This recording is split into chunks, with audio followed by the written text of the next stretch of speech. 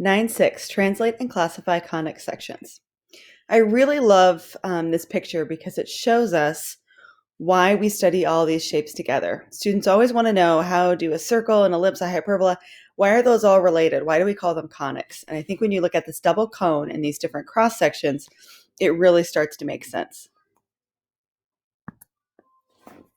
For example 1, we have something to graph. It says identify lines of symmetry. Lines of symmetry is something that the textbook is having you do for this section. Really, what you will need to be doing on tests and quizzes for me is identifying like any kind of noteworthy information, like vertices, asymptotes, center, radius, any of that stuff is what you're going to be identifying for me. So we'll make sure to take a look at that. So when I'm graphing, I first always want to think about what kind of shape I have.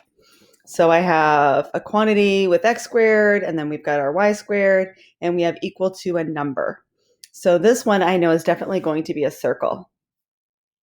So I'm going to go ahead and write in circle, just so I can be thinking about what I'm doing. When I have a circle, I need a center and a radius. And so my center, I can get from looking at the x and the y. This is different from what we did before. Before we looked at x squared plus y squared equals r squared. And I kept telling you eventually we were going to be shifting them and we would have numbers with x and y. And this is where we're at now today. So whatever I have with x, it's going to be the opposite sign. So instead of a +5, my x value for my center will be -5. And my y value will be a +1. So I always think about it as like -5 plus 5 would make a 0. So that's kind of where we get those numbers from. So -5, 1. And then my radius would be the square root of 4, which is just 2. So I'll make this go 2 units all the way around. And then we're going to connect and make our circle. So to answer that textbook question, we already have the important information that I would have you do for a test or quiz. But to answer that question about a line of symmetry, it's kind of weird, isn't it? Because a circle, like I could fold a circle right here. I could fold it right here. I could fold it right here. So anywhere through that radius. So there's infinite lines of symmetry.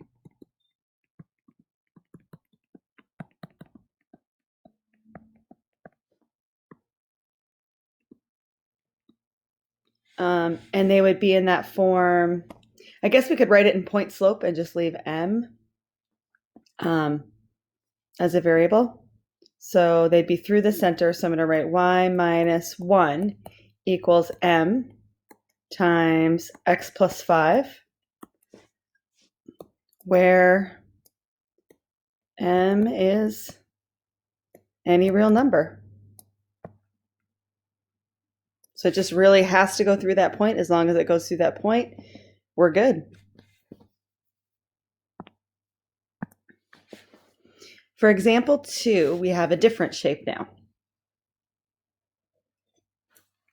And directions say the same thing, identify lines of symmetry, but I've told you we're always going to add extra information in because we're going to be getting ready for tests and quizzes in this class and not just a homework assignment. So I can see that the x is over a 9 and the y is over a 16. So that makes me think it's definitely not a circle. So maybe it's an ellipse. But then I look at the sign separating these two, and it is a minus sign. So then I know I have a hyperbola. So I need to start out at my center. I get that the same way as the last one. My center will be -2, 1. I'm going to go ahead and plot that. And then I know I'm going to draw the box. So x is over 9. Square root of 9 is 3. So I'm going to go over 3 units horizontally, right and left in the x direction. Y is over 16, so I'll go up 4 units and down 4 units. So 4 units in the y direction. I think that might have been 5. Let's fix that. And that's going to be our box, 1, 2, 3, 4. So let's go ahead and sketch that. And remember, this is not actually my hyperbola. This is just what I do to get that. And so I'm making them dotted or dashed. Now we connect from corner to corner with dashed lines, and these are our asymptotes.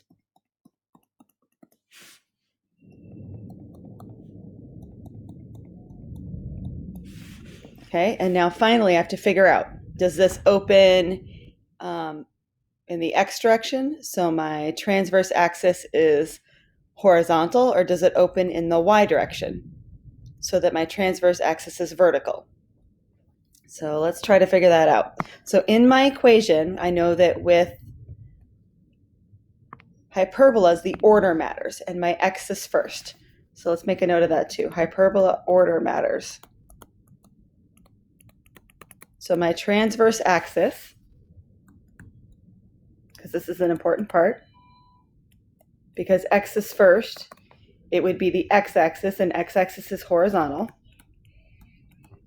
Technically, our answer is horizontal, but if you mess it up and write x, I'm okay with that too. So I know that my hyperbola is going to be right here with these vertices. So it's going to open to the right, and it's going to open to the left. So let's go ahead. Ooh, that's not a very good one right there. Let's go ahead and add in our vertices. That would be other important information. So I have a vertice right here at 1, 1. And I have a vertice over here at negative 1, 2, 3, 4, 5, 1.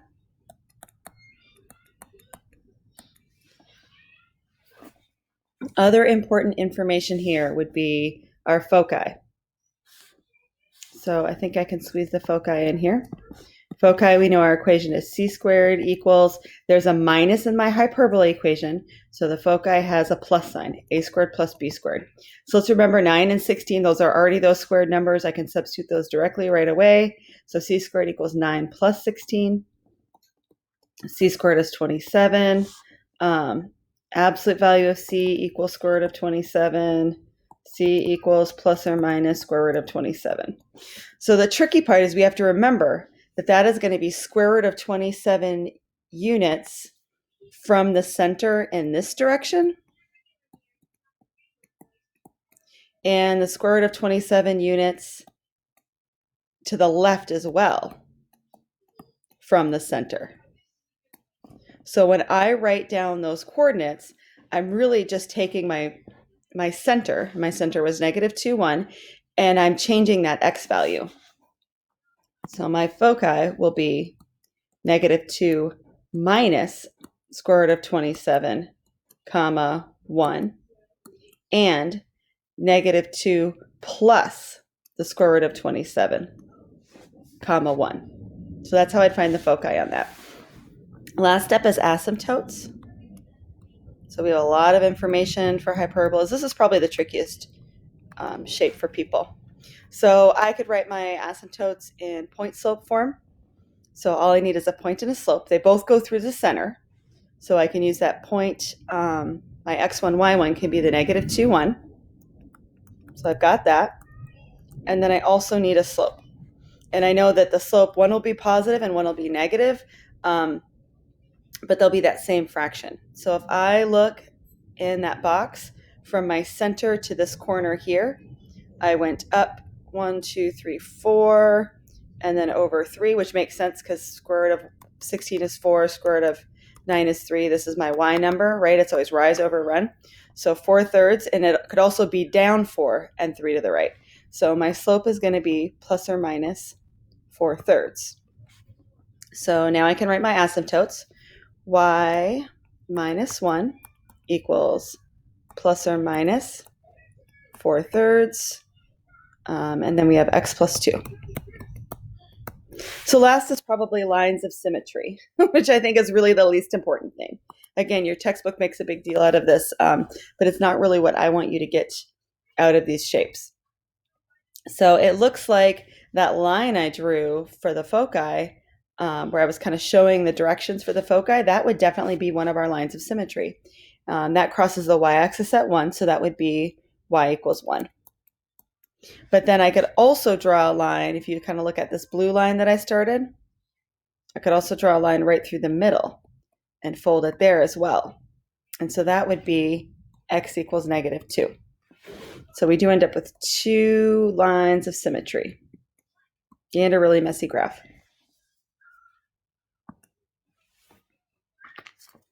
So for example 3, they're telling us what shape we have. We have an ellipse.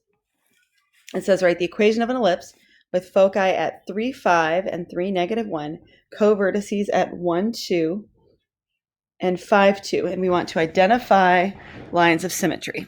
So when I start with a problem like this, I know a lot of people start going through and adding and subtracting and trying to figure out what's going on. I like to graph them. I find that when I graph something like this, it really starts to make sense to me. So co-vertices are at 1, 2, and 5, 2.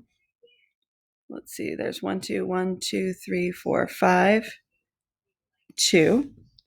Okay. And then my foci are at 3, 5. 1, 2, 3, 4, 5. And 3, -1. And what I like about doing this is without even doing any math, I can just look at this and see where my center is. And so this is such a good way to start that. So my center is going to be, just looking at my graph, it's going to be 3, 2. So I could certainly find the center with algebra by using the midpoint formula, but it's a lot easier just to look at it. The other thing that I can do is I can figure out right away some of those distances. So from the center to the co-vertices is 2 units in each direction. And I can tell that my co-vertices, those are going to be my minor axis. And so my minor axis is going to be horizontal. It'll be my x-axis. And so my major axis, that's the one that I have the foci and the vertices on, is going to be my vertical axis. So I got a lot of information just by graphing these without having to think through the numbers. I can also tell my foci, let's see, it's up 3 units, down 3 units. So I'm going to have to solve and find that other number, right, for my vertices. But I can use c squared equals a squared minus b squared.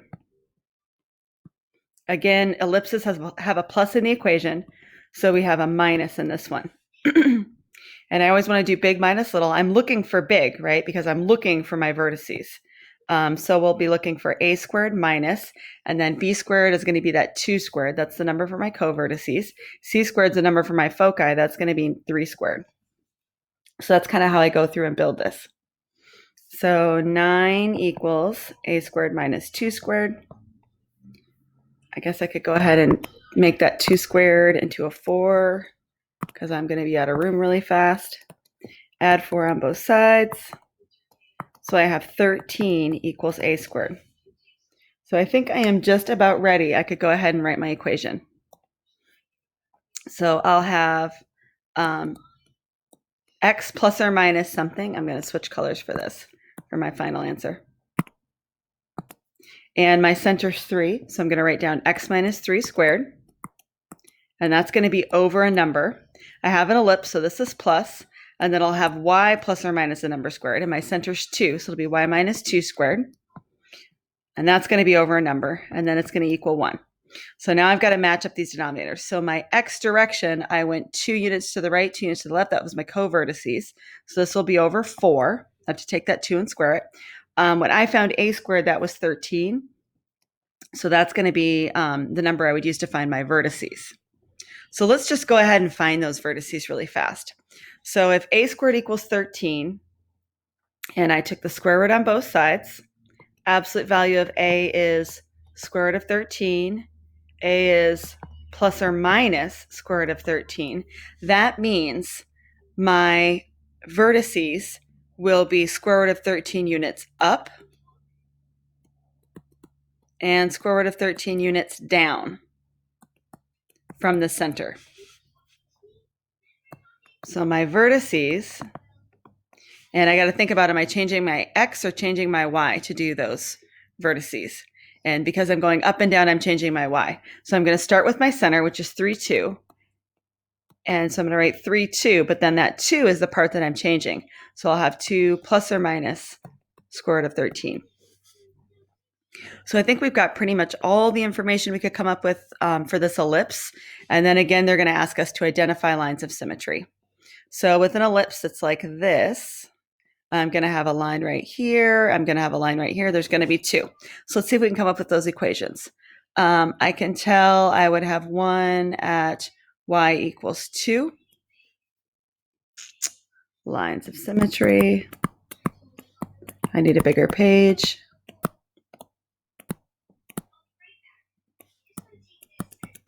Y equals 2, we said. And then I'd have one at, I kind of already drew it in. We were looking at vertices. I'd have one at x equals 3.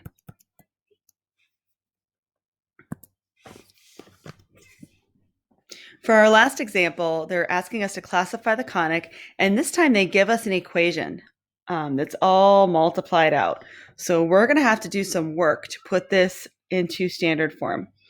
We're going to have to change the way this equation looks, and then we're going to have to figure out what it is.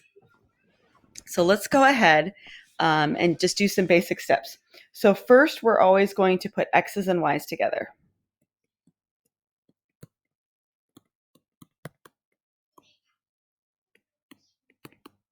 This is something that you'll need a lot of practice at. And that's okay. I would just make sure on the homework to pay a lot of attention when you're doing this section. Ask your teacher for more practice. So I'm going to make it x squared minus 2x. I'm moving that 2x over, plus y squared plus 4y. And then I would even subtract the 1 on both sides. And really, I should be rewriting this from the beginning so it looks all pretty, but I know I'm going to have a very limited amount of space on this screen. Okay, so now I want to look at the x squared minus the 2x and the y squared plus the 4y. I'm kind of separating those with parentheses because it's two different problems, and I want to complete the square twice.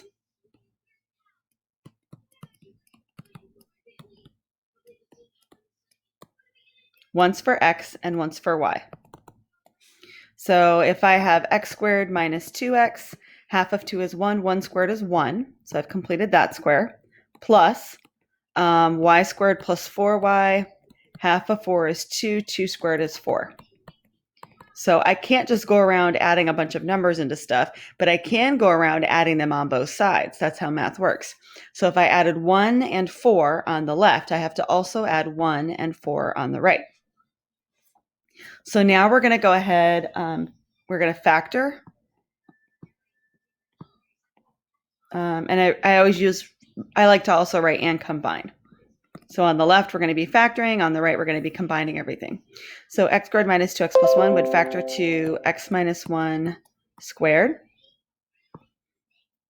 plus y squared plus 4y plus 4 will factor to y plus 2 squared. And then negative 1 plus 1 makes a 0. So this is just going to be 4 on the right-hand side. Now, if this was an ellipse or a hyperbola, I would possibly have numbers in front of these. I might have to go through and divide by 4. But I can see right now that this is just a circle. So we've already done a lot of work with writing down all the parts of circles. And there's really not as much to write down for a circle. I just need to have the center and the radius. So if it says x minus 1, that'll be a positive 1, and y plus 2, negative 2. So 1, negative 2 will be my center. And then my radius would be square root of 4. So my radius is just 2. So we'll go ahead and graph that. And then again, it's asking us for lines of symmetry. Nope, not on this one. Thank goodness. I'm tired of doing those. So here we go. Please work on the homework. I would get some more help on these conics where you're having to complete the square again. Ask for more practice on that if you need it. Make sure you're checking over your answers.